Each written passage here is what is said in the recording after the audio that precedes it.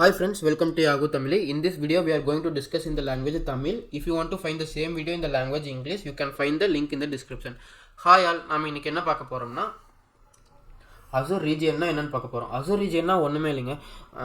அத group of data center தான் வந்து Azure வந்து region சொல்றாங்க. இப்போ பாத்தீங்கன்னா இப்போ இந்த global mapல பாத்தீங்கன்னா அந்த white color dotல இருக்குல அந்த white color dot தான் வந்து Azure region. இப்போ நம்ம இந்த டாபிக் உள்ள போறதுக்கு முன்னாடி தியரி பார்ட்டிக்குள்ள போறதுக்கு முன்னாடி நம்ம குயிக்கா Azure டேட்டா சென்டர்னா என்ன, எதுக்காக நமக்கு வந்து Azure ரீஜியன் வேணும் அதை பார்த்துட்டு நம்ம தியரி பார்ட்டிக்குள்ள போகலாம்.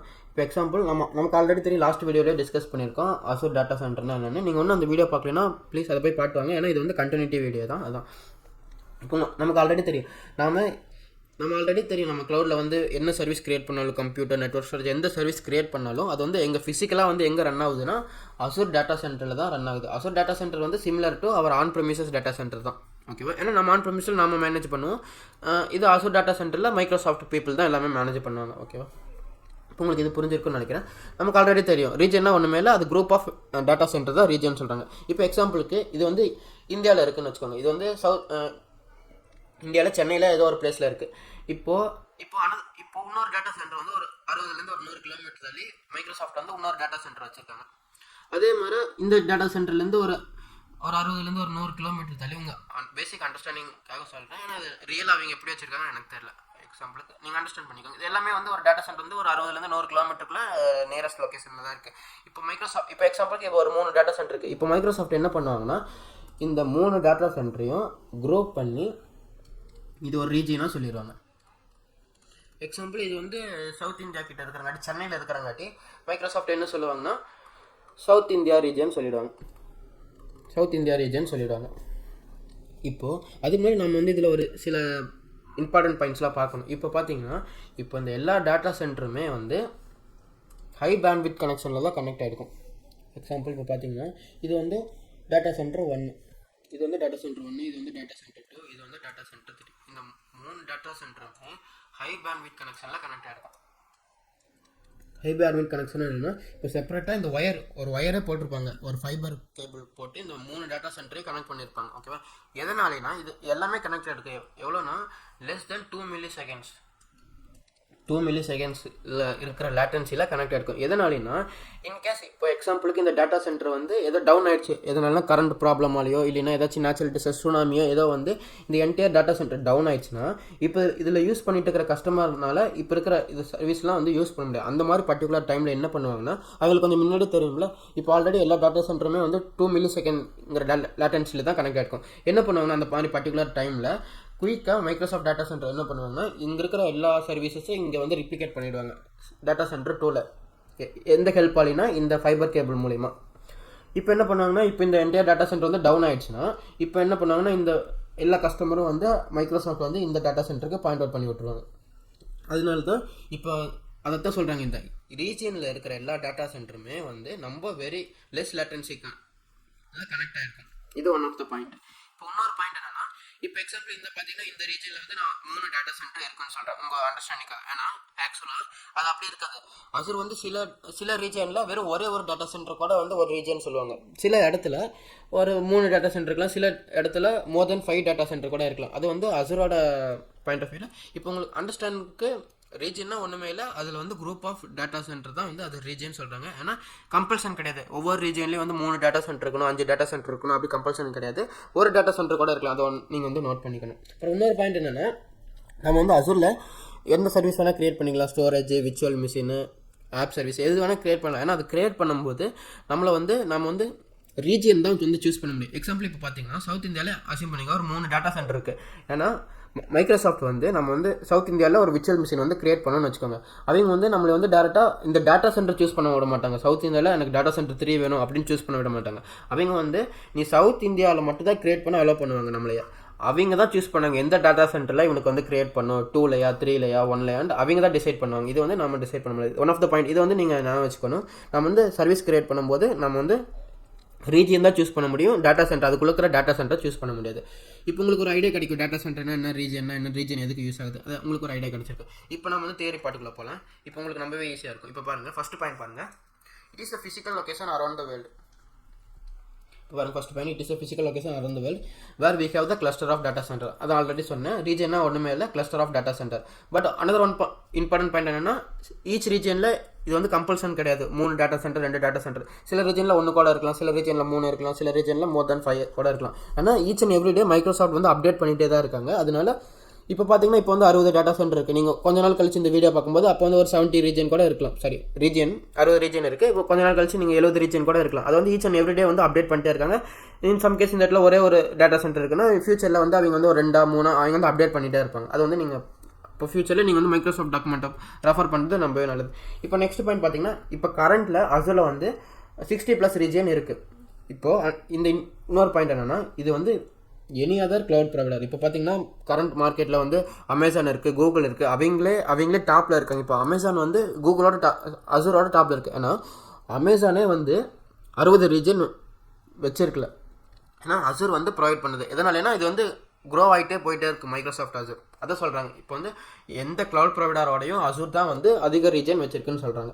இப்போ தேர்ட் பாயிண்ட் பாருங்கள், in each region multiple data center, each one connected with low latency. அதை நம்ம ஆல்ரெடி பார்த்தோம் இந்த டயக்ராமில். இப்போ பார்த்தீங்கன்னா எல்லா டேட்டா சென்டருமே வந்து ஃபைபர் கேபிள் மூலிமா வந்து கனெக்ட் ஆகிருக்கும். அது வந்து லெஸ் லேட்டன்சி மூலிமா, லெஸ் than 2 millisecond. இப்போ எனி ப்ராப்ளம் ஆச்சுன்னா இது ஈஸியாக நம்ம வந்து இங்கே ட்ரான்ஸ்ஃபர் பண்ணுறதுக்காக அதான் இந்த பாயிண்டில் சொல்ல வராங்க. தேர்ட் பாயிண்டில் each region multiple data centre, each one connected with low latency, less than 2 milliseconds. இப்போ ஃபோர்த் பாயிண்ட் பார்த்தீங்கன்னா, region is the location for our services. நம்ம ஆல்ரெடி டிஸ்கஸ் பண்ணோம். நம்ம ஏதாச்சும் ஒரு சர்வீஸ் கிரியேட் பண்ணும்போது ரீஜனாக தான் சூஸ் பண்ண முடியும். நம்ம வந்து அந்த டேட்டா சென்டர், அதுக்குள்ளே இருக்கிற டேட்டா சென்டரை சூஸ் பண்ண முடியாது. இப்போ நான் உங்களுக்கு அசூர் போர்ட்டலே டேரெக்டாக சொல்கிறேன். இப்போ பார்த்தீங்கன்னா இதான் அசூர் போர்ட்டல். இப்படி தான் நீங்கள் ஒன்ஸ் லாகின் பண்ணிட்டீங்கன்னா இந்த மாதிரி தான் இருக்கும். இதில் வந்து நீங்கள் வந்து சர்வீஸ் கிரியேட் பண்ணணும்னா இங்கே சைட்லையும் பார்த்துக்கலாம். இங்கே கிரியேட் பண்ணாலும் இங்கே டேரெக்டாக கிளிக் பண்ணி கிரியேட் பண்ணிக்கலாம். எல்ஸ் இந்த குளோபல் சர்ச் பாக்ஸ்லையும் கிரியேட் பண்ணிக்கலாம். எக்ஸாம்பிள் நான் வந்து இந்த இடத்துல விர்ச்சுவல் மிஷின் கிரியேட் பண்ணணும்னு பார்க்குறேன். இப்போ செர்ச் பண்ணாவே கீழே வந்து இப்போ வந்து விர்ச்சுவல் மிஷின் கிளிக் பண்ணுறேன். இப்போ விர்ச்சுவல் மிஷின் கிரியேட் பண்ணும்போது நான் வந்து அது வந்து டேட்டா சென்டர் வந்து காட்டாது, ரீஜன் தான் காட்டும். அந்த ரீஜன் வச்சு தான் நம்ம வந்து செலக்ட் பண்ண முடியும். இப்போ பார்த்தீங்கன்னா சப்ஸ்கிரிப்ஷன், ரிசோர்ஸ் குரூப் அதெல்லாம் விட்டுருங்க, அதெல்லாம் நம்ம அப்கமிங் செஷனில் பார்க்கலாம். இப்போ பார்த்தீங்கன்னா விர்ச்சுவல் மிஷின் ரீஜன் இந்த இடத்துல இப்போ வந்து நீங்கள் வந்து எந்த இடத்துல வந்து உங்கள் விர்ச்சுவல் மிஷின் கிரியேட் பண்ணணும் அது வந்து ரீஜனாக தான் சொல்லுவாங்க. இப்போ வந்து நான் வந்து எக்ஸாம்பிள் சவுத் இந்தியான்னு டைப் பண்ணுறேன். சவுத் இந்தியா இல்லை, இப்போ எக்ஸாம்பிள் நான் இந்தியான்னு டைப் பண்ணுறேன். இப்போ இந்தியான்னு பார்த்தீங்கன்னா இந்த விர்ச்சுவல் மிஷின் வந்து சென்ட்ரல் இந்தியாவில் மட்டும் தான் இருக்குது. இப்போ நான் இதை கிளிக் பண்ணிட்டு இந்த ஃபார்ம் எல்லாம் ஃபில் பண்ணிட்டு ரிவ்யூ அண்ட் கிரியேட் கொடுத்தேன்னா இப்போ வந்து எனக்கு வந்து சென்ட்ரல் இந்தியாவில் இந்த விர்ச்சுவல் மிஷின் வந்து கிரியேட் ஆகிடும். அதான் இப்போ நீங்கள் எந்த சர்வீஸ் போனாலும் சரி, லோட் பேலன்ஸ், ஸ்டோரேஜ் அக்கௌண்ட் எது போனாலுமே இது வந்து இந்த மாதிரி ரீஜன் ஒன்று இருக்கும். அந்த ரீஜன் சூஸ் பண்ணும்போது அந்த ரீஜனில் தான் போய் நம்ம சர்வீஸ் வந்து கிரியேட் ஆகும். உங்களுக்கு ஒரு ஐடியா கிடச்சிருக்குன்னு நினைக்கிறேன். இப்போ பாருங்கள், நெக்ஸ்ட் 5th பாயிண்ட் பாருங்கள், ஸ்கேலபிலிட்டி அண்ட் ரெடண்டன்சி. இது ஒன்றுமே இல்லை. இப்போ பாருங்கள், ஸ்கேலபிலிட்டினா இப்போது எக்ஸாம்பிளுக்கு நம்ம ஒரு அப்ளிகேஷன் வந்து இந்தியாவில் டெவலப் பண்ணி வச்சுருக்கோம்.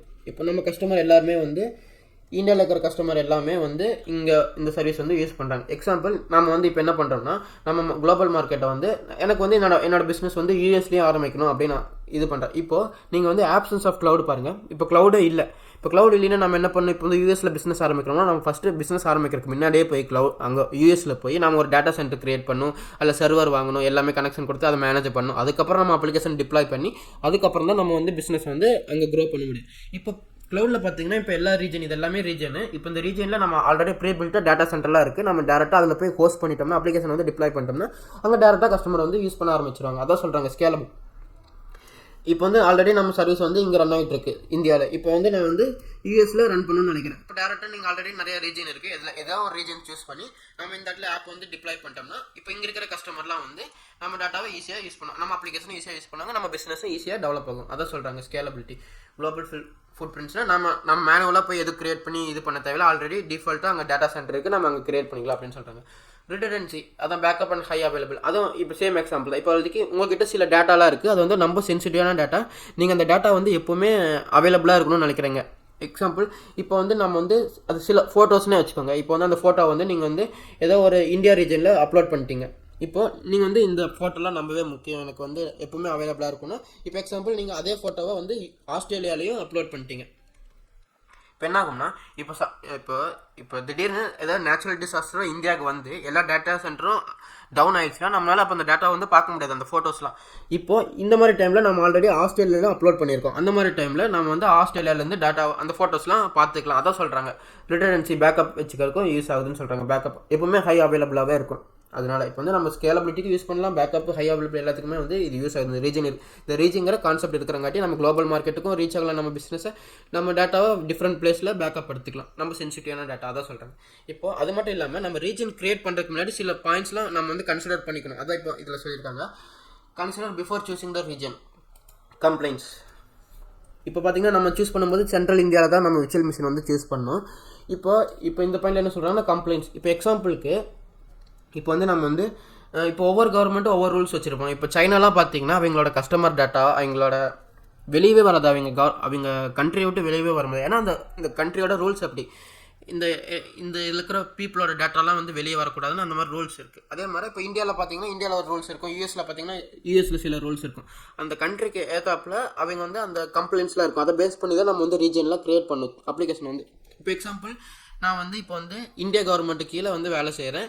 இப்போ அதில் இருக்கிற டேட்டாலாம் வந்து இந்தியா வந்து ஒரு ரூல்ஸ் இந்தியா கவர்மெண்ட் வந்து ஒரு ரூல்ஸ் சொல்லியிருக்காங்க. இதெல்லாம் வந்து மெடிக்கல் இன்ஃபர்மேஷன், நம்ம கண்ட்ரியோட மெடிக்கல் இன்ஃபர்மேஷன். இந்த டேட்டாலாம் வந்து இந்தியா கண்ட்ரியை விட்டு வெளியே ஸ்டோர் ஆகக்கூடாது. அந்த மாதிரி நீங்கள் பார்த்து நீங்கள் வந்து Azure Cloud யூஸ் பண்ணிக்கோங்க. ஏன்னா இந்தியா விட்டு வெளியே போகக்கூடாது அந்த மாதிரி சொல்கிறாங்கன்னா நம்ம அந்த மாதிரி டைமில் இப்போ பார்க்கணும். இந்தியாவில் வந்து வேறு 3 ரீஜன் இருக்குது. இதில் தான் நம்ம சூஸ் பண்ணணும். இப்போ பார்த்தீங்கன்னா நம்ம யூஎஸில் சூஸ் பண்ண முடியாது, ஆஸ்திரேலியா சூஸ் பண்ண, எதனால நம்ம ரூல்ஸ் அப்படி, நம்ம கவர்மெண்ட்டோட ரூல்ஸ் அப்படி. அது மாதிரி நம்ம இப்போ கவர்மெண்ட்டுன்னு மட்டும் இல்லை, இப்போ நம்ம நம்ம ப்ராஜெக்டை பொறுத்து அந்த ப்ராஜெக்டோட கம்பெனி வந்து சில ரூல்ஸ் வச்சுருப்பாங்க. இந்த ஜியோகிராஃபி விட்டு வெளியே போகக்கூடாது.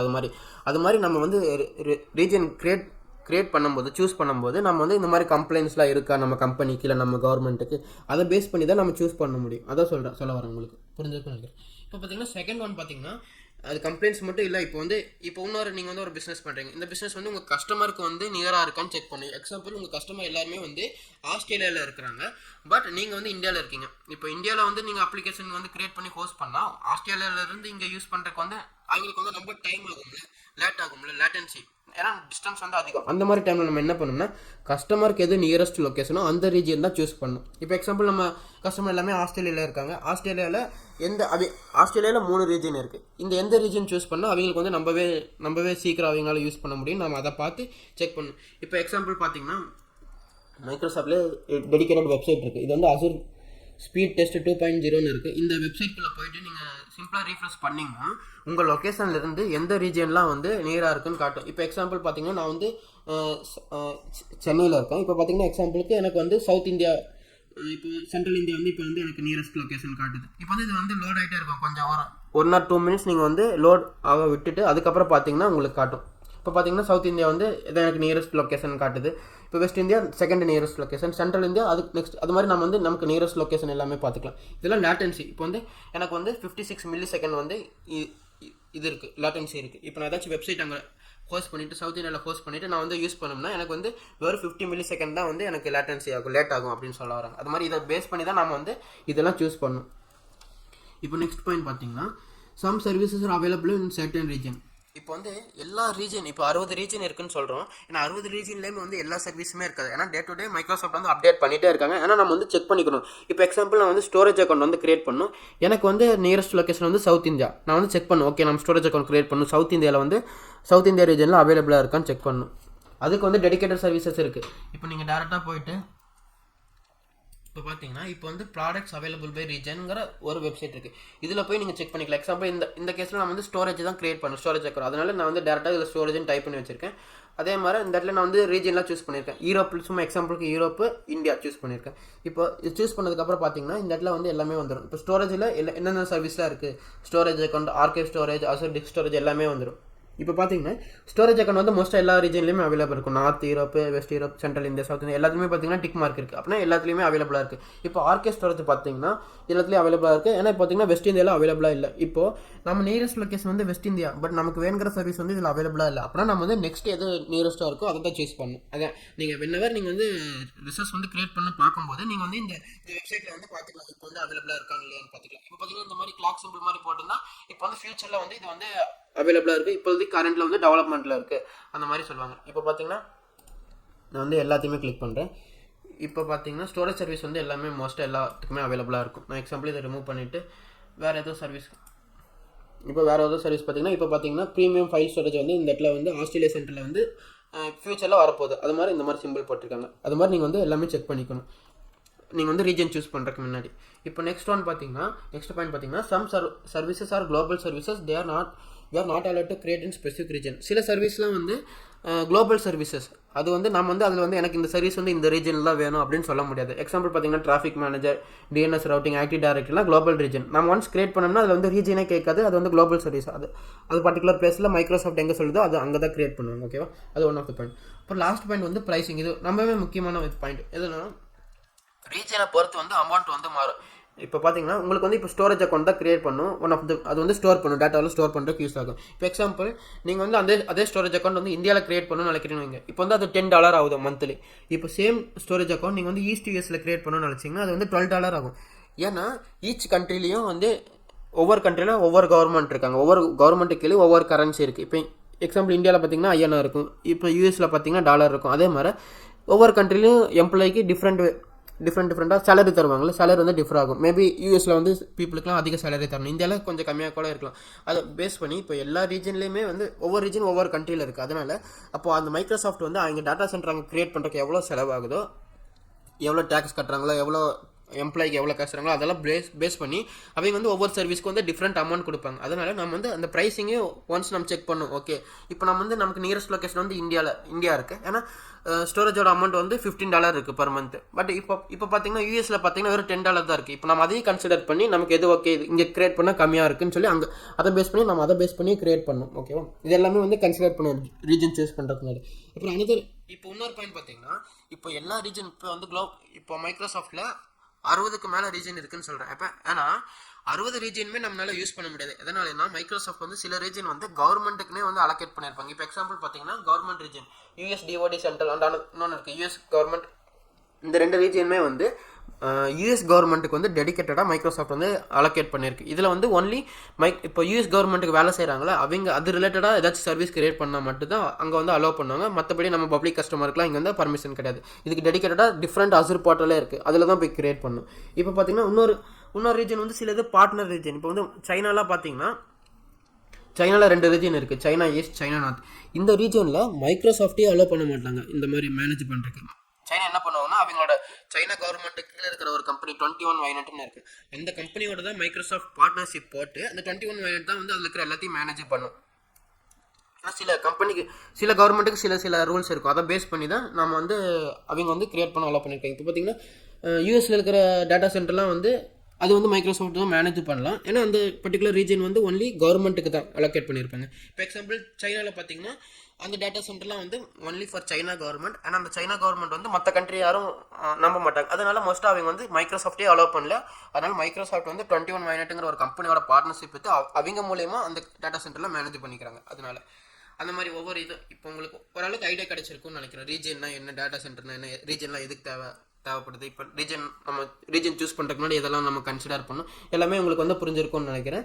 இப்போ பார்த்தீங்கன்னா இந்த இமேஜில் பார்த்தீங்கன்னா இந்த ப்ளூ கலர் டாட் எல்லாமே என்ன டினோட் பண்ணுதுன்னா ரீஜன். இப்போ இந்தியாவில் பார்த்தீங்கன்னா 3 டாட் இருக்குது, இப்போ 3 ரீஜன் இருக்குது. இப்போ ஆஸ்திரேலியாவில் 3, அது மாதிரி.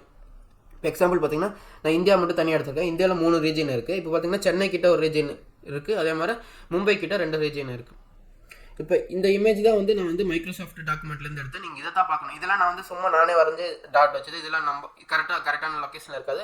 நீங்கள் ஈச் அண்ட் எவ்ரி டைம் வந்து நீங்கள் மைக்ரோசாஃப்ட் அஃபிஷியல் டாக்குமெண்ட்டில் தான் பார்க்கணும். இப்போ பார்த்தீங்கன்னா இது எல்லாமே ரீஜன்.